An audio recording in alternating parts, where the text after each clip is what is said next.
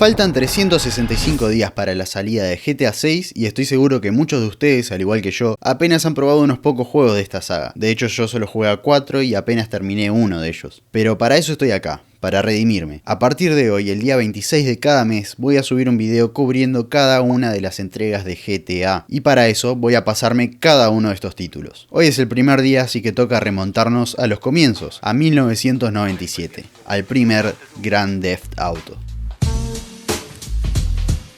Este juego es muy diferente a lo que estamos acostumbrados a ver en esta saga. La cámara está arriba del personaje, el juego no tiene doblaje a excepción de alguna cinemática entre niveles, y si bien el juego está en 3D, el estilo gráfico quedó muy estancado en su época. Pero ya desde el principio había detallitos de la Rockstar que conocemos hoy en día. Creo que el mayor distintivo que tiene esta compañía es el humor, y este juego está lleno de humor. Abortion Clinic, ok. Algún chiste feo van a meter acá, seguro. Sí, pero lo estoy viendo a 2 kilómetros a la distancia, porque bueno, GTA. ¿Qué? ¿Cómo? Pero Sniper si sos con metralletas, los pro vida. No. Hasta tenemos un botón para tirarnos pedos y eructar.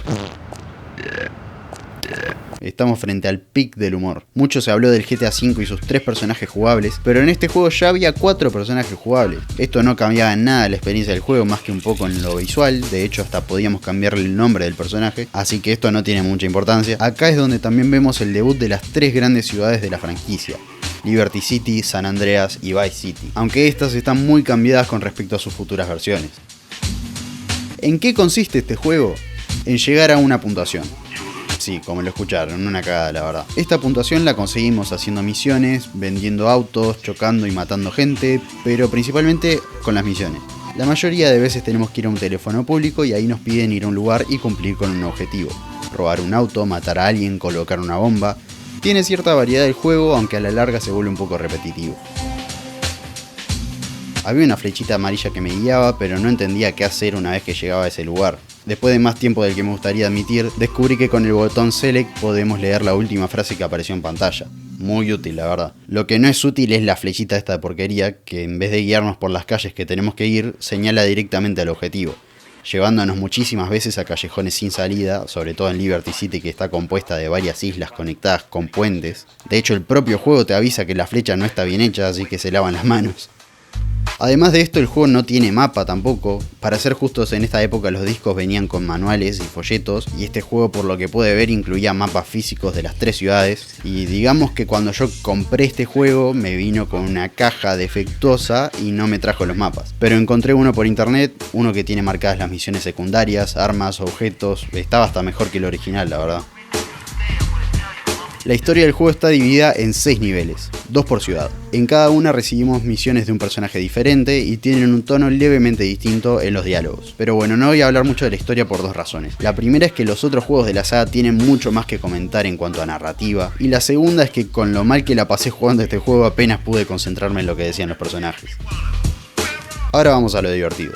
La jugabilidad. Acá se ven los cimientos de lo que será una franquicia que te deja provocar el caos de la manera que quieras. Tenemos un montón de autos diferentes, la conducción no está nada mal para la época. Por todo el mapa hay cajas que podemos romper para conseguir distintas armas, escudos, multiplicadores de puntos, vidas extra. Detalle importantísimo, el juego funciona con vida, o sea que si morimos un número determinado de veces, tenemos que volver a empezar el nivel desde cero y no se puede guardar a mitad de partida. Por suerte la caja esta defectuosa que me compré me dejaba guardar cuando yo quería, así que aproveché eso porque si no, no terminabas. Seguimos con el gameplay. Hay talleres para reparar el auto y cambiar la matrícula para que nos deje de seguir la policía. No hay forma de perderlo simplemente huyendo. También hay talleres que te arman el auto con una bomba y podés usarlo para alguna misión. Algo muy característico también en el GTA es la música. Y en este juego es un poco insoportable, la verdad. ¿Otra vez? ¿Vos pones el tema de vuelta? ¡Lo pones de vuelta! No tanto por la elección de canciones, sino por la repetición. Tengo todo un video diciendo que hay que poner menos canciones en los juegos, pero acá se quedaron cortos. Hay una canción que siempre que termina el tipo de la radio no tiene mejor idea que ponerla de vuelta. También hay un ruido insoportable en algunas partes de Vice City.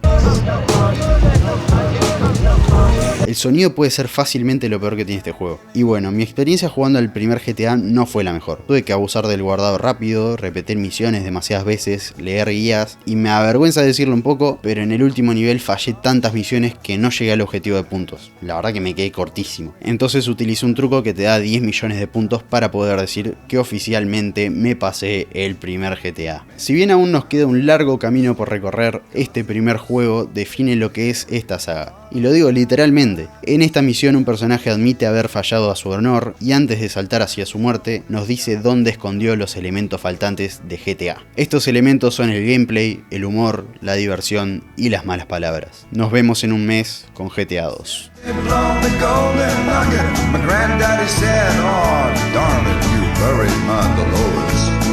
My